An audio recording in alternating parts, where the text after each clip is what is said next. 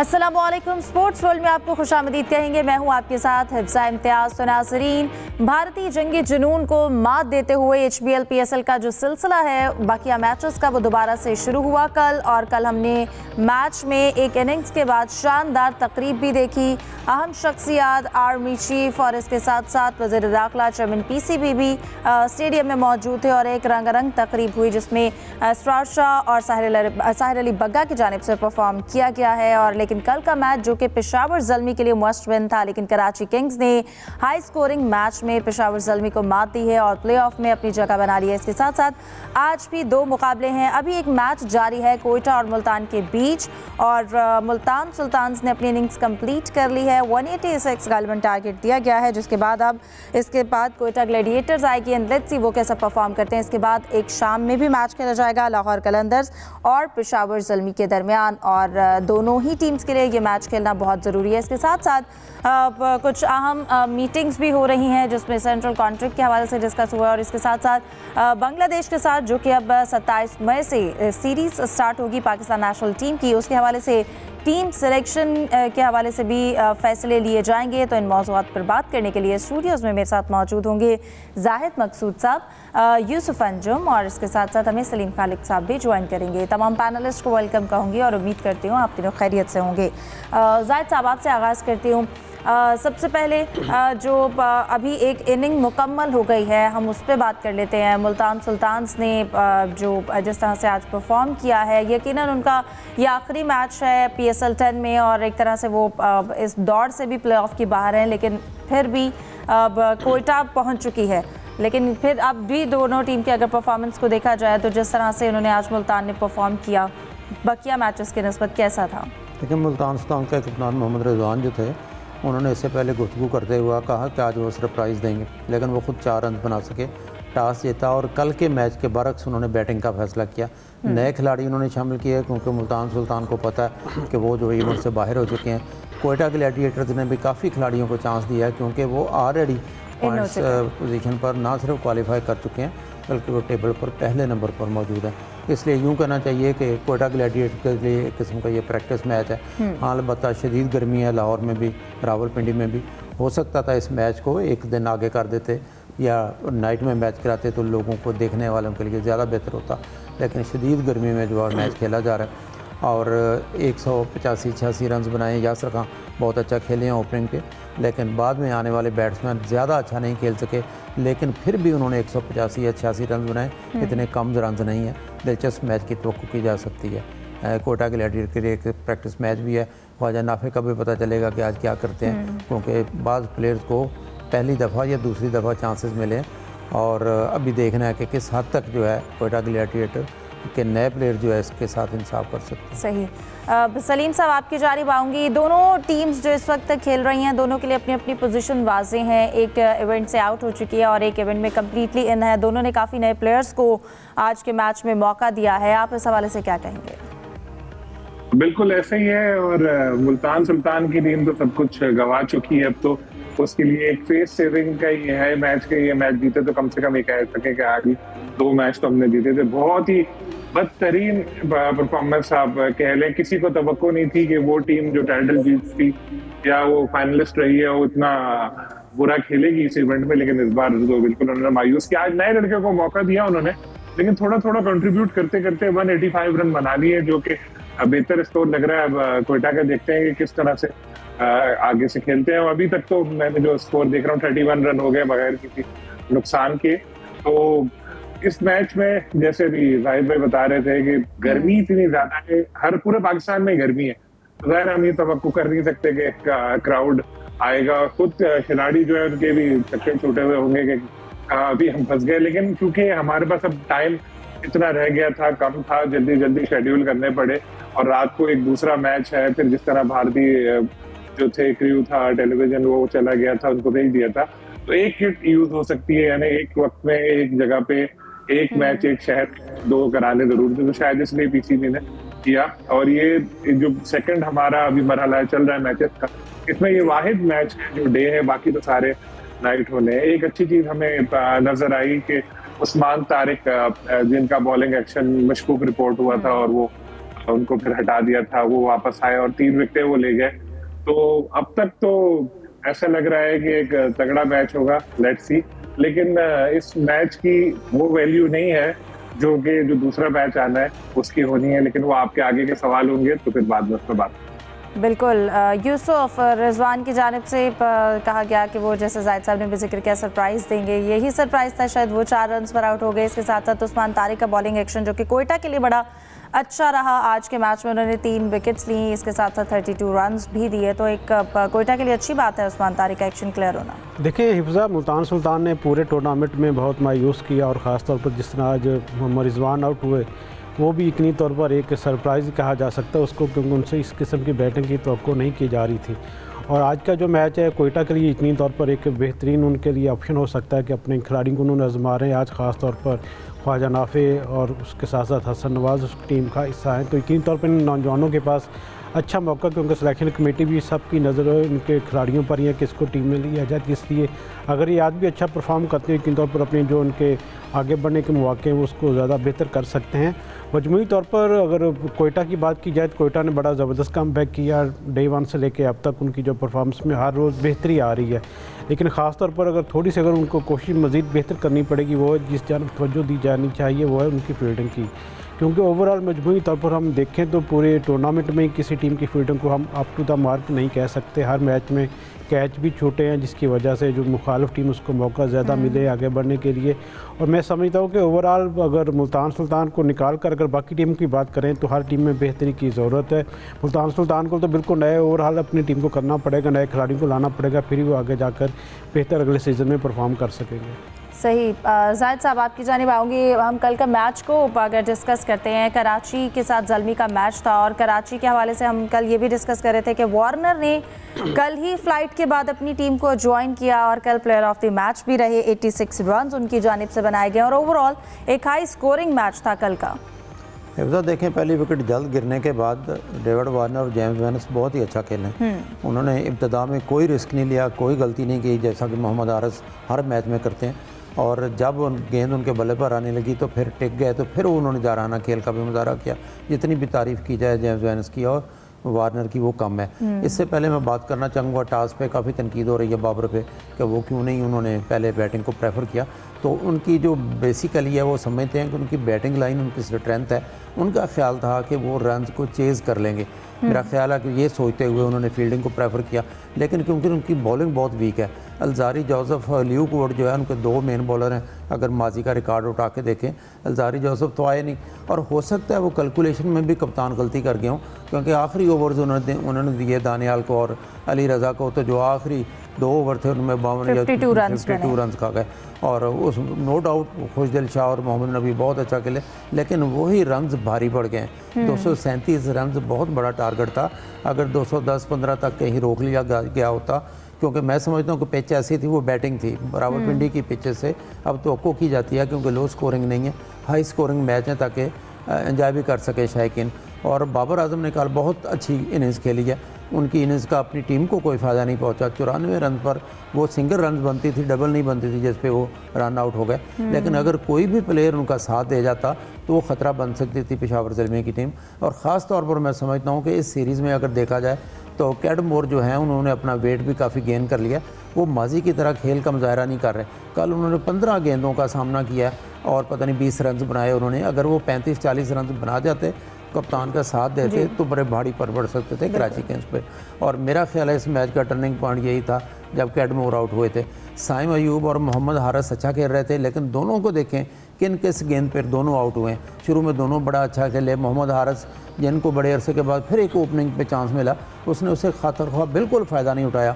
हारिस की अगर पूरे इस PSL में आप इनिंग्स देखें तो वो स्कोर नो डाउट उन्होंने कई मैचों में बहुत ज़्यादा किया है, लेकिन कल भी यूँ लग रहा था जैसे आपका अपना ब्रेन जो है वो ड्रेसिंग रूम में छोड़ के वहाँ पर आए। ना उनको गेंदों की समझ आ रही थी, कोई एज होकर चौका हो रहा था और बड़ी जल्दी विकेट गंवा कर टीम को प्रेशर में डालकर चले गए।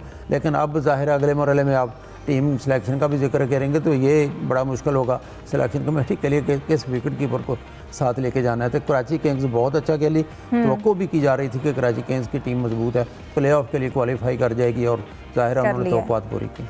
बिल्कुल सलीम साहब, आपकी जानिब आऊँगी। कल बाबर ने 94 रन्स बनाए हैं। पेशावर की कह लें कि जो एक उन्होंने टारगेट ज़्यादा ले लिया था जिसको लेकर टीम प्रेशर में थी, कई हद तक बाबर ने उस स्कोर तक पहुंचने की कोशिश की, लेकिन ऑब्वियसली ये टीम वर्क होता है। फिर कैडमोर की जैसे कि उन्होंने बात की, सिर्फ 20 रन्स बना सके हैं।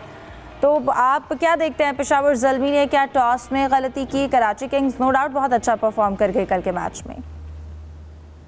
देखें, लग तो बज़ाहिर ऐसा ही रहा है, लेकिन बाबर ने यही सोचा होगा कि हम लोग इस स्टाइल में खेल के जीत सकते हैं और जितने भी रन बना सकते हैं। लेकिन जब इतना बड़ा स्कोर आप चेस कर रहे हो, जितनी भी मजबूत बैटिंग लाइन हो, प्रेशर होता है।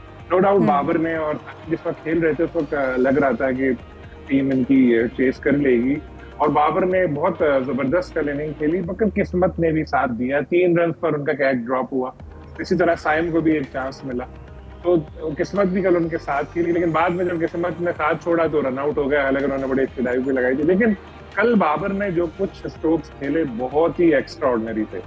बहुत अच्छे वो कल बैटिंग कर रहे थे, और जो स्ट्राइक रेट के हवाले से उनके ऊपर उंगलियां उठती हैं। कल के मैच की बात अगर मैं करूं तो एटलीस्ट कल उन्होंने उस चीज को भी, तासर को भी गलत साबित किया, और बहुत तकरीबन 170-180 ऐसा कोई इनका स्ट्राइक रेट होगा। जबरदस्त उन्होंने ऐसे वो ग्राउंड शॉट्स पे जाते हैं। कल उन्होंने ऊंचे शॉट्स भी खेले, रिस्क लिया, और एक शायद सेलेक्टर्स को भी वो बताना चाह रहे थे कि जी मैं ऐसे भी खेल सकता हूँ, जारहाना भी खेल सकता हूँ। तो इस तरह से वो खेले, लेकिन उनकी टीम के थ्रू आउट यही इशू चल रहे हैं कि बाबर या साइम स्कोर करें तो उसके बाद फिर होता है कि फिर आगे बढ़े, लेकिन कितना स्कोर करें? एक तो इतने ज्यादा रन बनवा दिए थे, उसके बाद कितना आगे जाए? बाबर जो आउट हुए वो इसी वजह से हुए थे कि वो 17-18 उस वक्त हो चुका था इनका रिक्वायर्ड रन रेट, तो उसके लिए तो जरूरी था कि आप रिस्क लें और ऐसे शॉट्स खेलें, तो उन्होंने वो ही किया।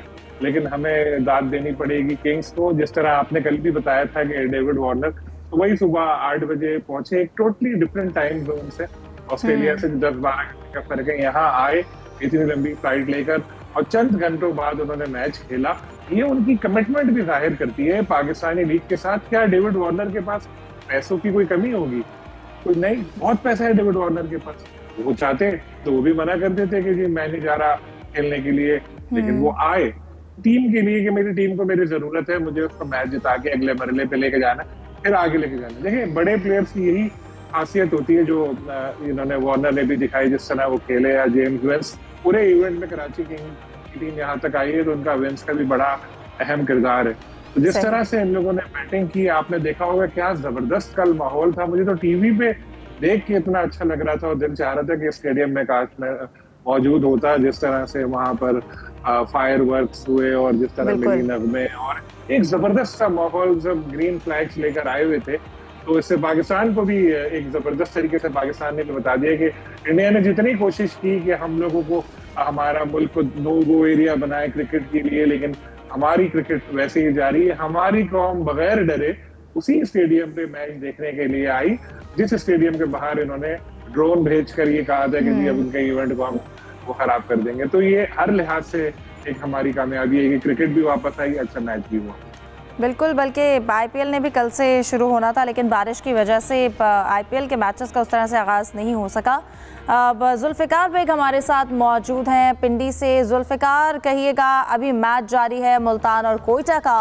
अब यकीनन टीम्स ने तो मैच खेलना है, लेकिन शायकीन का भी बड़ा इम्तिहान है। अभी वहाँ पर क्या मनाजिर देख रहे हैं आप?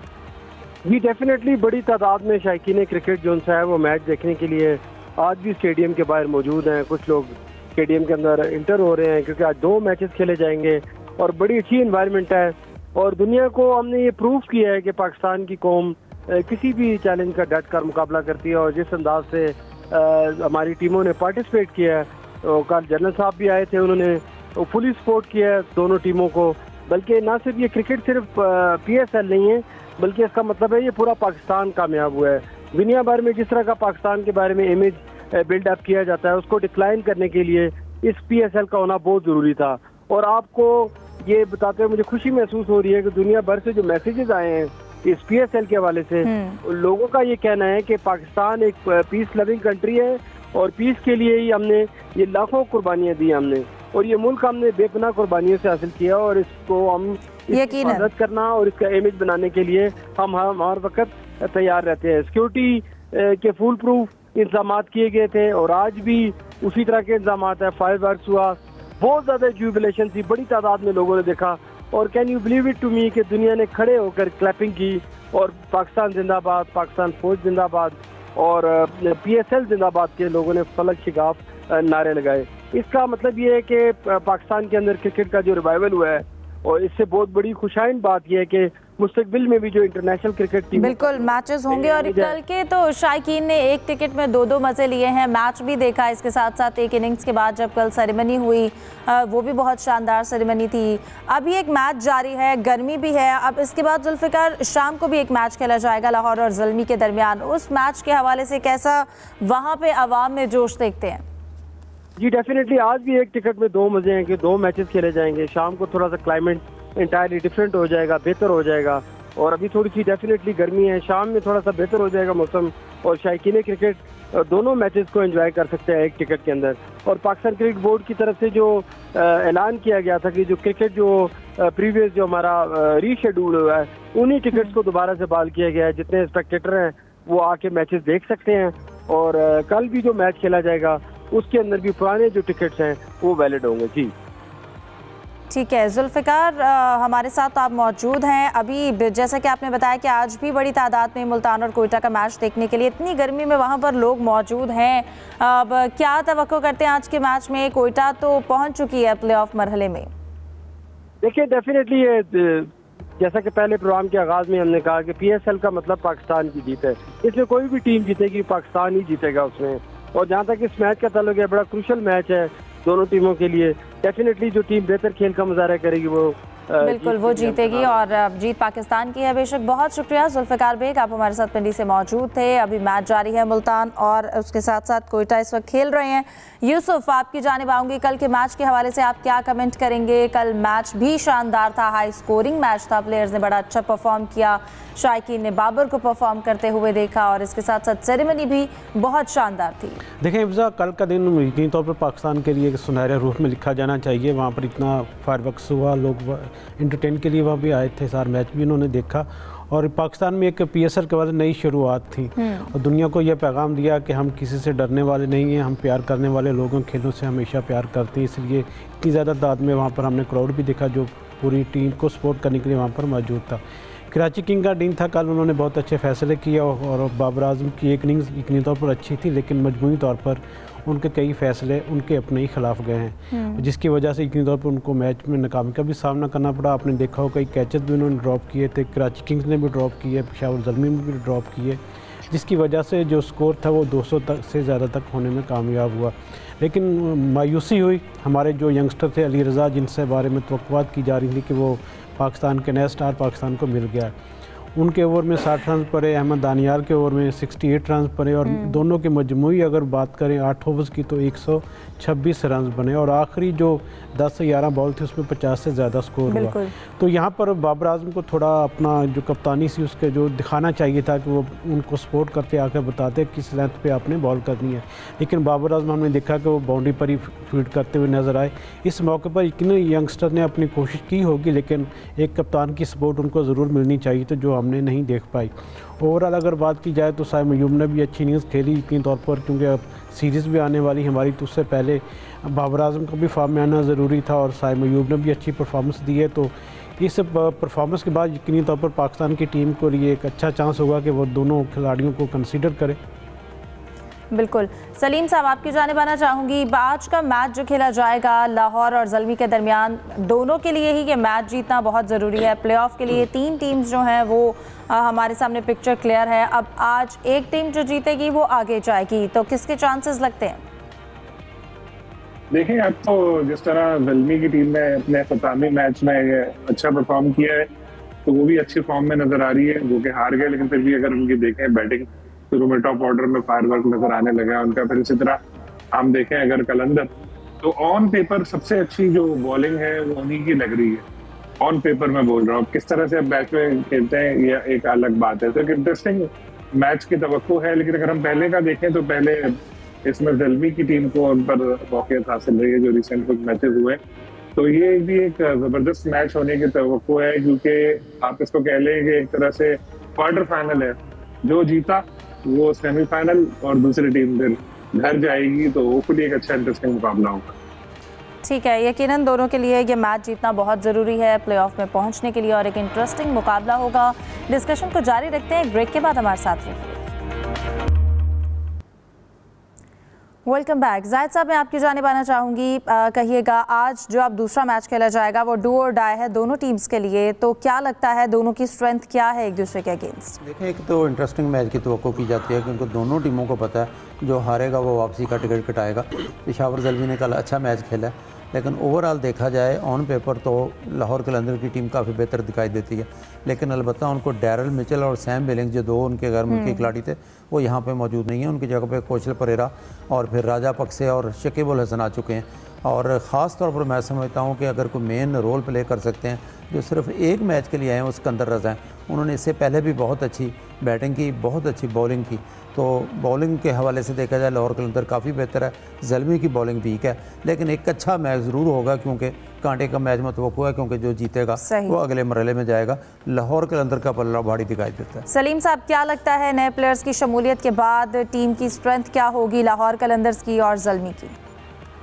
मुझे तो लग रहा है शकीब उल हसन जो है उनका बड़ा इंपॉर्टेंट रोल होगा, और क्योंकि गैप के बाद आ रहे हैं लेकिन प्रैक्टिस वगैरह तो उनकी जारी थी, उनको भी और खुद को प्रूव भी करना है। जिस तरह कल आपने भी जिक्र किया था कि काफी उनके ऊपर मसाइल थे जिसकी वजह से अपने मुल्क से दूर से अमेरिका में रह रहे थे वो, तो शकीब के लिए ये एक इम्पोर्टेंट रोल प्ले कर सकते हैं। सिकंदर, लाहौर को उन्होंने पहले भी मैचेस जितवाए और इतनी उनकी कमिटमेंट है कि वो एक मैच खेलने के लिए सिर्फ आए और उसके बाद अपनी टीम जिम्बाब्वे का मैच वो खेलेंगे। फिर उसके बाद शाहीन, क्रिस, इनको भी खुद को प्रूव करना है क्योंकि इनकी परफॉर्मेंस इतनी अच्छी रही नहीं है इंडिविजुअल इस पूरे इवेंट में, तो सबके लिए बहुत कुछ इस मैच में दांव पे लगा हुआ है। तो एक अच्छा मैच एक्सपेक्टेड है और असल मुकाबला जो होगा वो होगा बाबर और शाहीन का। सही, यकीनन इस हवाले से भी शायकीन यूसुफ काफ़ी इन मैचेस में लाहौर वर्सेस पेशावर में इंटरेस्ट लेते हैं और एक इंटरेस्टिंग मैच होगा आज दोनों टीम्स के लिए। देखिए फिजा, इस मैच पर सबकी नज़रें, तमाम टीमें ये मैच बगौर देखेंगी क्योंकि दोनों टीमों के दरमियान कांटेदार मैच की तवक्को भी की जा रही है। शायकीन का भी इसका इंतज़ार कर रहे हैं। मेरे ख्याल में आज जो होगा वो लाहौर की टीम ज़्यादा फेवरेट के तौर पर सब मैदान में उतरेगी क्योंकि पेशावर ज़ल्मी को एक मैच में नाकामी का सामना करना पड़ा, फिर ऊपर से उनको दूसरा लगातार मैच भी खेलना पड़ेगा, जबकि लाहौर की टीम बिल्कुल फ्रेश माइंड के साथ, फ्रेश लेग के साथ मैदान में उतरेगी।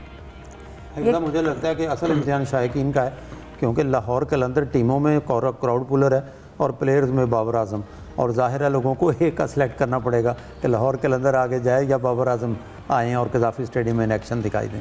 बिल्कुल, यकीनन आज का मैच जो है लाहौर वर्सेस ज़ल्मी इंटरेस्टिंग होगा। हम भी इस मैच को तगड़ा मुकाबले के तौर पर देखना चाहेंगे, एक अच्छा मुकाबला होना चाहिए। प्रोग्राम का वक्त ख़त्म हो जाता है। पैनलिस्ट का बहुत शुक्रिया, दीजिए इजाज़त, अल्लाह हाफ़िज़।